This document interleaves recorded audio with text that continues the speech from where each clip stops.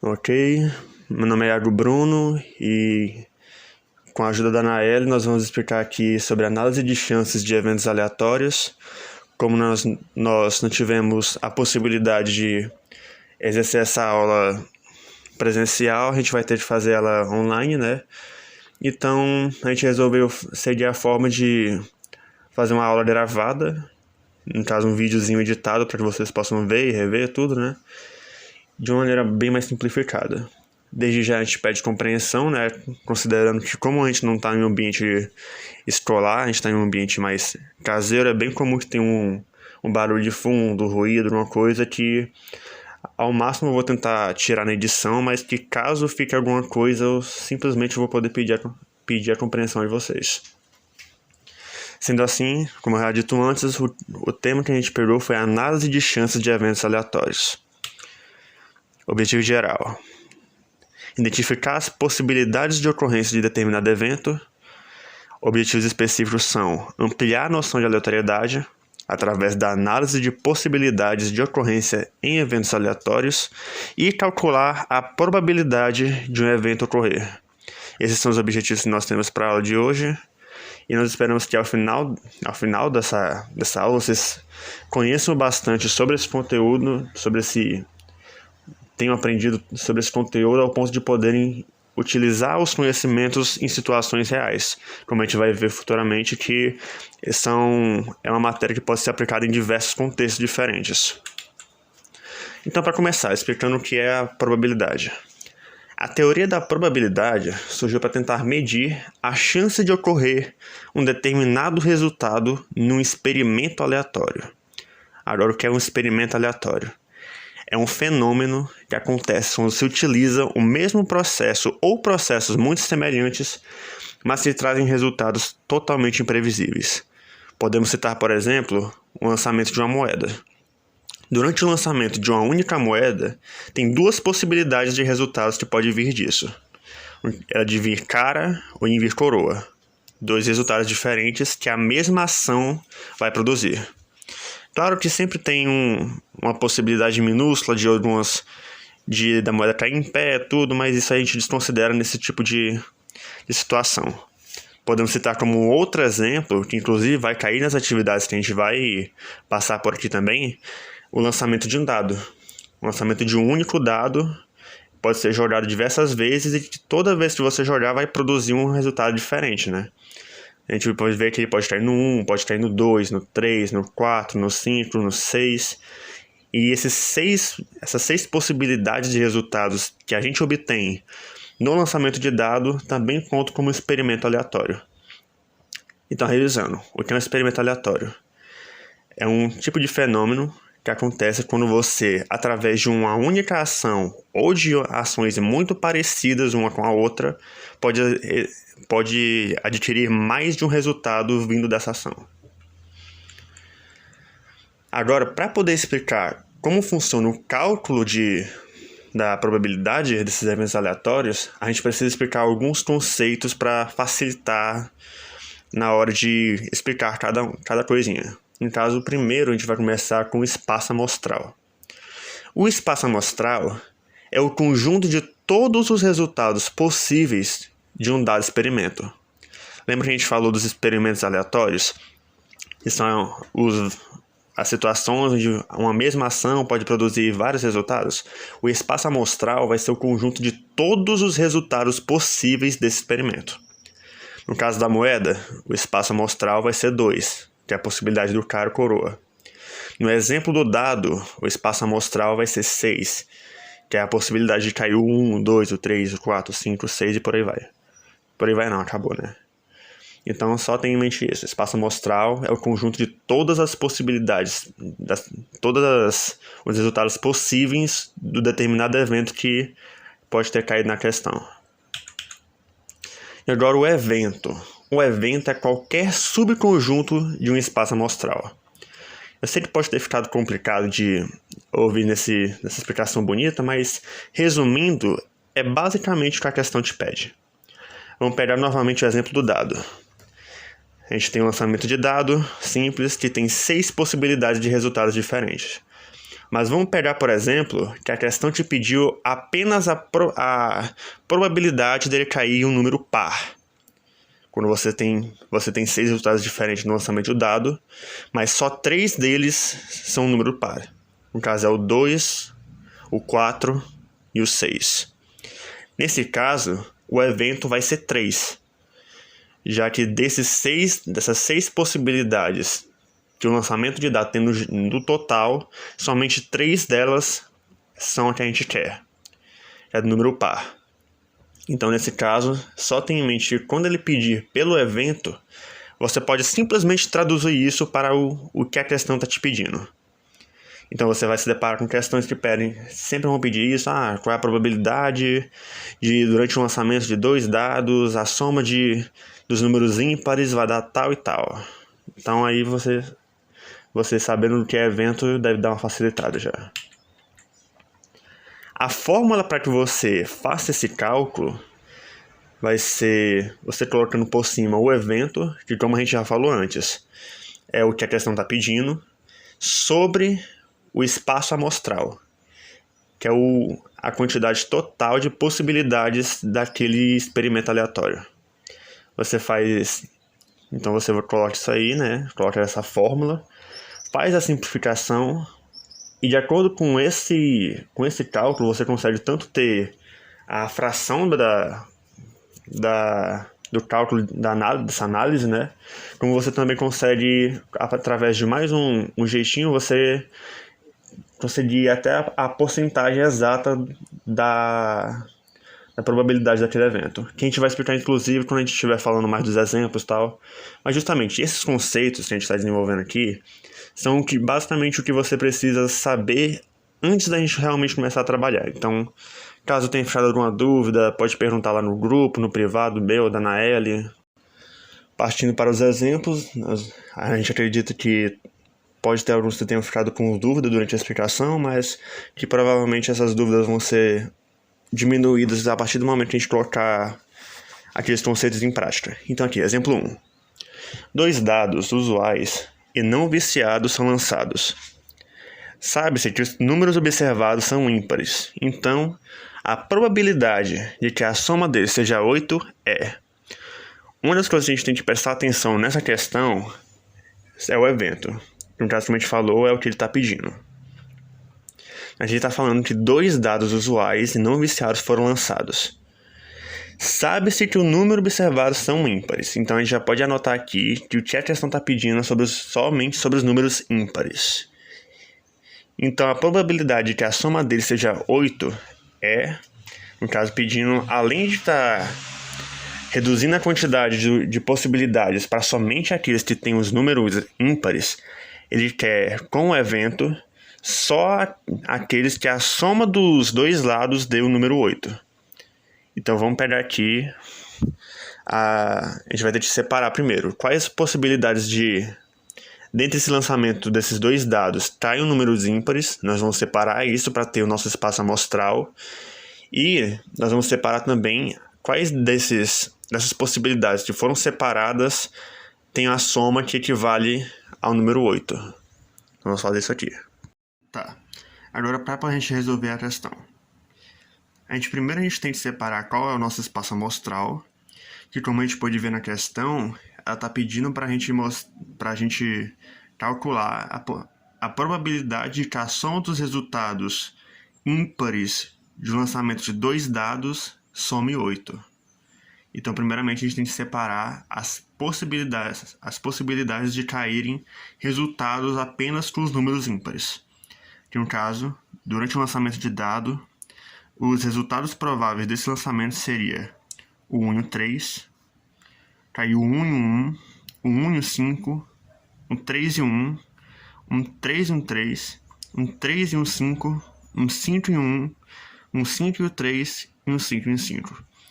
Lembrando que caso caia, nesse exemplo aqui, um resultado em um dado e um resultado em outro, eles se inverterem em uma outra ocasião, eles ainda contam como 2 possibilidades diferentes.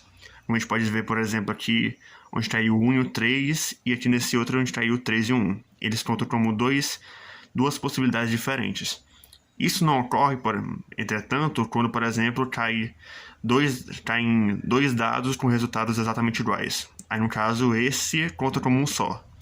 Mas caso seja jogado dois dados e cada um apresenta um número diferente, caso esses dados sejam jogados novamente e com esses valores invertidos, ele ainda vai contar como duas possibilidades. Não sei se ficou claro, mas acredito que sim. Em caso, tendo feito isso, a gente pode fazer a conta, né? Que no caso já está até feito aqui, que pegando apenas os resultados envolvendo números ímpares, nós temos 9 possibilidades. Sendo assim, o nosso espaço amostral é 9. E agora para a gente pegar o nosso evento. O nosso evento está pedindo apenas os resultados em que a soma deles totaliza 8. Que a gente já separou até aqui. De um dado cai 3 e outro 5, que a soma vai dar 8. E de um dado cai 5 e o outro cai 3, que a soma também vai dar 8. Nesse caso, o nosso evento ele é 2, como está até visto aqui. Então, como que a gente vai organizar essa fórmula? A gente viu antes que para organizar a fração, a gente vai precisar primeiro colocar o evento na parte de cima. A gente viu que o evento é 2, então o 2 ele fica bem aqui. E o nosso espaço amostral ele fica na parte inferior, aqui embaixo. E nessa questão aqui, nesse exemplo, isso já finaliza a questão. Algumas outras questões, elas podem, por exemplo, te pedir para calcular porcentagem, para calcular a porcentagem exata daquele cálculo da probabilidade, e isso a gente vai ensinar daqui a pouco como faz também, porque inclusive tem uma questão na nossa provinha que a gente vai passar para vocês que pede justamente isso. Mas nesse exemplo aqui que a gente deu, isso aqui já fecha a questão. Algo que vale a pena lembrar é que sempre que for possível nessa fração final simplificar ela, é importante fazer. Simplesmente porque, por exemplo, caso você for fazer o cálculo da porcentagem, você simplificar a fração antes disso vai facilitar demais. Dá para obter o resultado mesmo sem simplificar? Dá, mas se eu puder simplificar, simplifica. Porque em alguns casos, por exemplo, na nossa própria provinha, já dando spoiler, se não simplificar, não alcança o resultado que está nas alternativas. Só deixando claro. Tá, partindo para o exemplo 2. Na imagem vai estar mostrando como exemplo 3, porém desconsidera. Esse aqui é o exemplo 2. Escolhidos ao acaso, um elemento do conjunto dos divisores positivos de 60 determine a probabilidade de que eles sejam primos. No caso, o caso não tem ficado claro ainda. O conjunto dos divisores positivos de 60 são todos os valores para qual o 60 ele pode ser dividido. Ele pode ser dividido por 1, por 2, por 3 e por aí vai. E no caso, essas possibilidades de divisores positivos seriam o nosso espaço amostral. E no caso, o que seria o nosso evento? Ele está pedindo aqui também, né, para determinar a probabilidade de que eles sejam primos. Então, desses divisores de 60, nós vamos separar como nosso evento somente aqueles que forem números primos. Lembrando que o número primo é aquele que só pode ser multiplicado por 1 e ele mesmo. Se eu não estou enganado, espero que não, mas acho que não. E basicamente esses números são os números primos, são que a gente vai tirar como nosso evento nessa questão. Aqui continuando na questão do exemplo 2. Espera aí, um instante. Tive que parar um pouquinho porque tá tendo muito barulho aqui. Ainda tá tendo, mas perdoa. No caso aqui nós separamos todos os divisores de 60. No caso aqui separamos que pode ser dividido por 1, por 2, por 3, 4, 5, 6, por 10, por 12, por 15, por 20, por 30 e claro, por ele mesmo. Então, agora que a gente já separou todos os divisores de 60, que totalizaram ao todo 12 divisores, sendo assim, o espaço amostral dele é 12, então nós já temos nosso primeiro valor, né? Do espaço amostral, que é 12. Só que o evento que ele está pedindo são da probabilidade de que, dentre esses números dos divisores de 60, aqueles que são números primos. E quais são esses números primos? Nesse caso são o 2, que já está marcado aqui, o 3 e o 5. 3 números primos. Sendo assim, o evento dessa questão é o número 3. No caso, são 3 números primos, totalizando 3 do evento. Como a gente organiza a fração, colocando o evento em cima, o 3 aqui em cima, e o espaço amostral abaixo dele. No caso, o resultado final seria que a probabilidade de que, dentre os divisores positivos de 60, eles sejam primos, é de 3 sobre 12. Esse é o resultado final. Agora aqui mostrando um outro exemplo. Nesse caso, além de responder com uma fração, nós vamos tentar obter a porcentagem dele. Nesse exemplo nós temos, durante o lançamento de 2 moedas, deixa eu acompanhar aqui, qual é a probabilidade de ambas caírem em cara? Nós temos 2 moedas, durante o lançamento delas, o que nós queremos é a probabilidade de que ela caia somente com as 2 faces no cara. Para nós conseguirmos o espaço amostral, como visto antes, nós temos que ver primeiro todas as possibilidades possíveis nesse experimento aleatório, que no caso as possibilidades são: uma moeda cair cara e o outro também cara, uma moeda cair cara e o outro coroa, uma moeda cair coroa e o outro cara, uma moeda cair coroa e outro coroa. Temos 4 possíveis resultados que podem vir. Como eu estava falando aqui, tive que parar porque estava tendo barulho de lá de fora. 4 possibilidades possíveis que podem vir desse arremesso dessas 2 moedas, né? Sendo assim, o espaço amostral que nós temos nesse exemplo é de 4. E o nosso evento, como a gente viu, é o que a questão está pedindo. E o que ela está pedindo é a probabilidade de ambas caírem só com a face em cara. No caso, nós temos somente uma probabilidade disso acontecer, uma possibilidade do resultado disso acontecer. Sendo assim, um evento é 1. E como a gente organiza o cálculo, a gente falou. Em uma fração, o evento vai ficar na parte de cima, enquanto que o espaço amostral vai ficar na parte de baixo. O 1 vai ficar em cima e o 4 embaixo. Podemos simplificar essa fração? Nesse caso, não, né? A gente só pode simplificar quando os dois, tanto o evento quanto o espaço amostral, eles são divisíveis pelo mesmo número. Nesse caso não pode, porque um é 1 e o outro é o 4. Então, como que eu passo esse resultado para tornar ele em uma porcentagem exata? É muito simples. Nós temos aqui 1 sobre o 4, e o que nós vamos fazer é simplesmente adicionar 2 zeros ao lado desse 1, ao lado do evento, e simplesmente depois resolver a divisão normalmente. Então aqui nós temos o 1 sobre 4, que usando esse método fica 100 sobre 4, que a gente pode simplesmente fazer a divisãozinha aqui do lado. 100...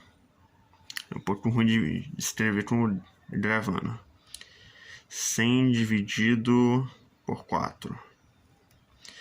A gente vai juntar os dois porque...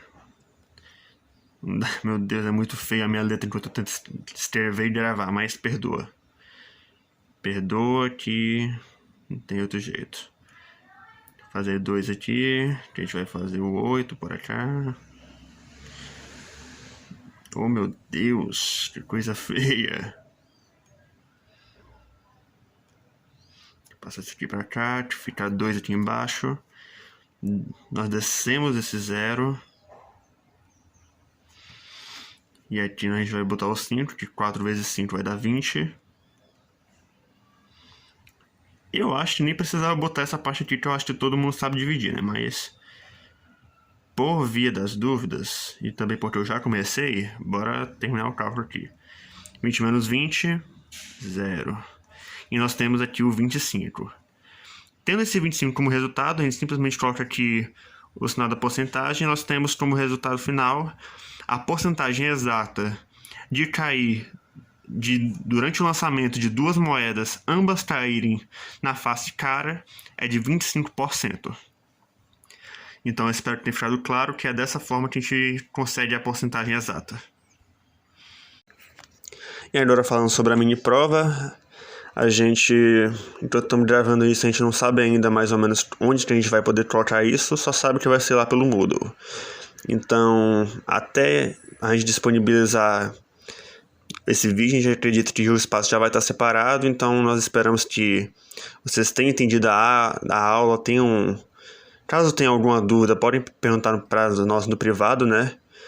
Mas que nós acreditamos que com o que foi ensinado aqui, vocês conseguiram resolver a mini prova sem muitos problemas. Então é só isso mesmo. A gente agradece pela compreensão, pela paciência, pela atenção que foi dada e esperamos o melhor para vocês. Valeu!